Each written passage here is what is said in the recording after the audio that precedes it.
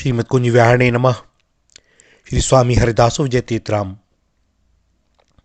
दक्षिण में रामानुज नाम से प्रसिद्ध एक परम जितेंद्रीय ब्राह्मण थे। भगवान विष्णु के चरणों में बड़ा अटूट अनुराग।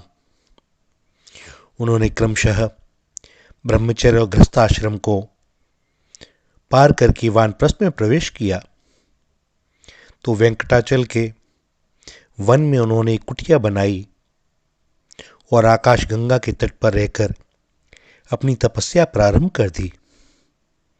ग्रीष्म ऋतु में वे पंचांगिनी सेवन करते हुए भगवान विष्णु के ध्यान में संलग्न रहते।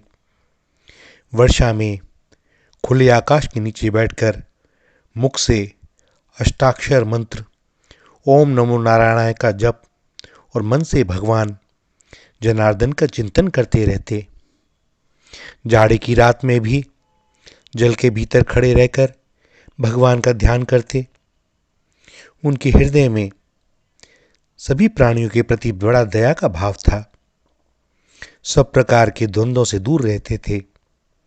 कितने ही वर्षों तक वन के वृक्षों के सूखे पत्ते खाकर अपना जीवन निर्वाह किया।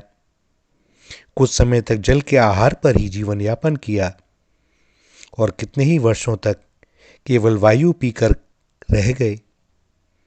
उनकी कठिन तपस्या और निश्चल भक्ति देखकर भक्त वत्सल भगवान विष्णु प्रसन्न हो गए। उन्होंने अपने प्रिय भक्त रामानुज को प्रत्यक्ष दर्शन दिया। भगवान के हाथों में शंख, चक्र और गदा आदि आयु शोभा पा रहे थे। उनके नेत्र विकसित कमल दल की भांति सुंदर थे।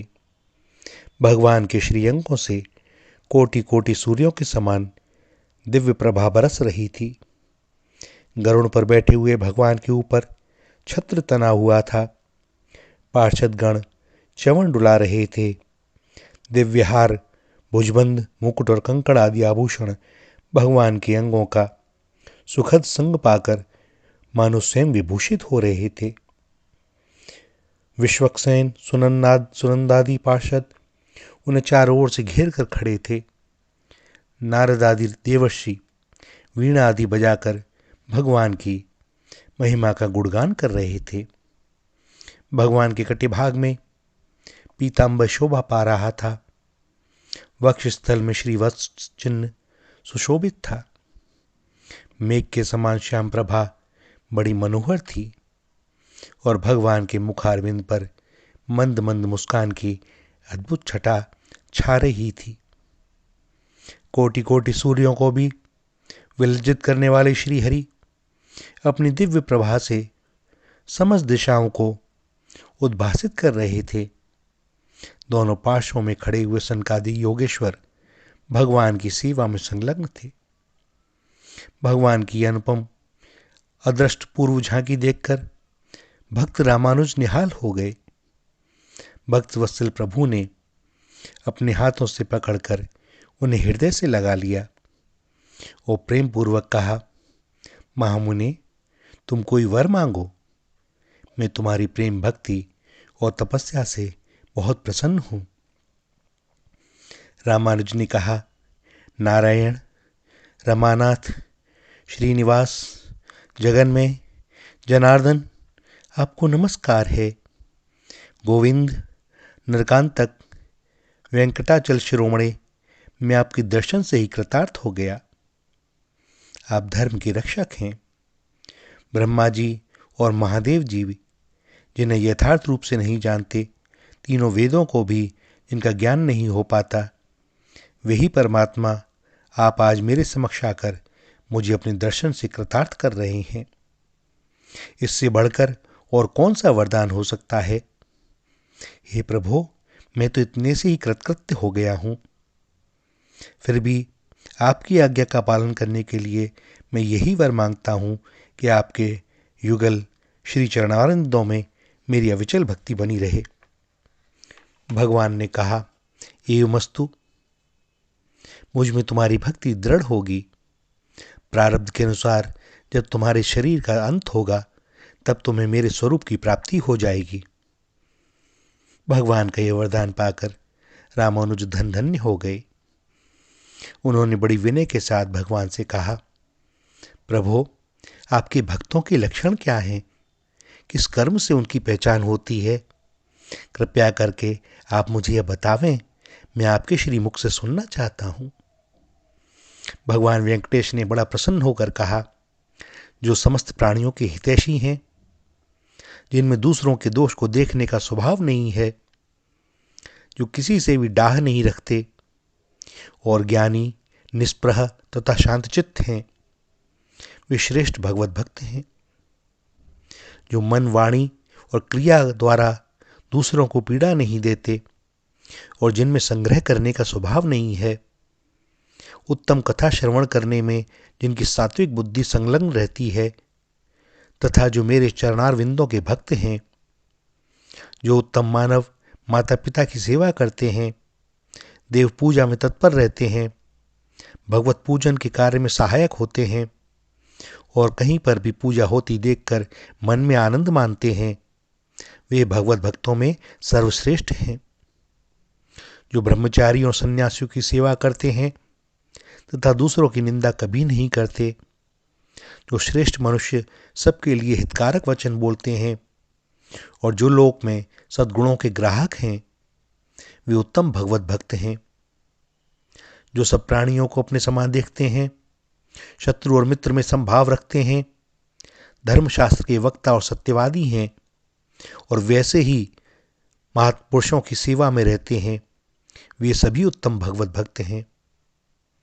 दूसरों का अभ्युदय देखकर जो प्रसन्न होते हैं, भगवान नामों का कीर्तन करते रहते हैं, जो भगवान के नामों का अभिनंदन करते उन्हें सुनकर हर्ष से भर जाते हैं और जिनके संपूर्ण अंग रोमांचित हो उठते हैं, जो अपने आश्रमोचित आचार के पालन में तत्पर रहते हैं, अतिथियों के पूजक तथा वेदार्थ के वक्ता हैं, वे उत्तम वैष्णव हैं। जो अपने पढ़े हुए शास्त्रों को दूसरों को बतलाते हैं और सर्वत्र गुणों को ग्रहण करने वाले हैं, जो एकादशी का व्रत करते हैं, मेरे लिए सत्कर्मों का अनुष्ठान करते रहते हैं, मुझ में मन लगाते हैं, मेरा भजन करते हैं, मेरे भजन के लिए लालायित रहते हैं और सदा मेरे नामों के स्मरण में तत्पर रहते हैं, वे उत्तम भगवत भक्त हैं। सद्गुणों की ओर जिनकी स्वाभाविक प्रवृत्ति है, वे सभी श्रेष्ठ भक्त हैं। इस प्रकार उपदेश देकर भगवान विष्णु अंतर्ध्यान हो गए।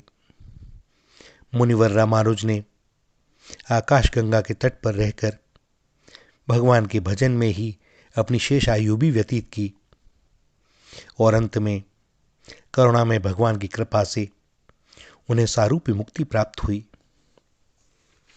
भैया, ऋषि मुनि और भक्त ये जो भजन करते हैं ना, उनकी दृष्टांत, उनके चरित्र कथा में हमें यह अनुभव होता है कि मानो यह सब उन्होंने अपने लिए किया, पर भैया इसमें बड़ा एक गूढ़ रहस्य है।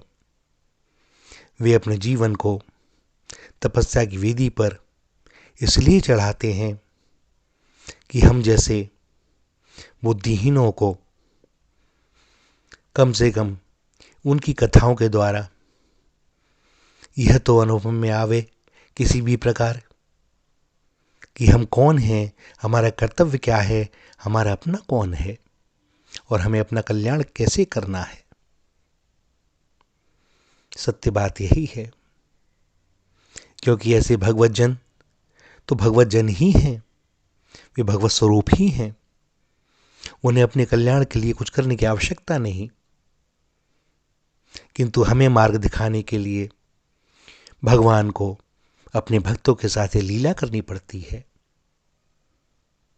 वे दिखाते हैं कि कैसे कैसे कष्ट सह करके भी वे भक्ति का मार्ग नहीं छोड़ते और अंत में भगवत प्राप्ति होती ही है। और भैया यह सत्य है, भगवान की ओर चलते रहो, प्राप्ति तो होनी ही है, क्योंकि सत्य बात तो यह है कि वे तो प्राप्त ही हैं, किंतु इसका अनुभव तब होगा जब इस मार्ग पर चलते रहोगे, बार बार विचार करते रहोगे तब जाकर के जब चित्त शुद्ध होगा तब स्मृति होगी कि अरे वे तो मिले ही हुए हैं, और बस हृदय में ऐसा आनंद छा जाएगा कि क्या कहें। मुक्ति, मुक्ति क्या है इसके सामने? कुछ नहीं भैया। किससे मुक्त होगे तुम? नदी सागर में मिल जाए, बस इतना ही। बाकी जैसा सागर चाहे। श्री राधा, श्री राधा, श्री राधा।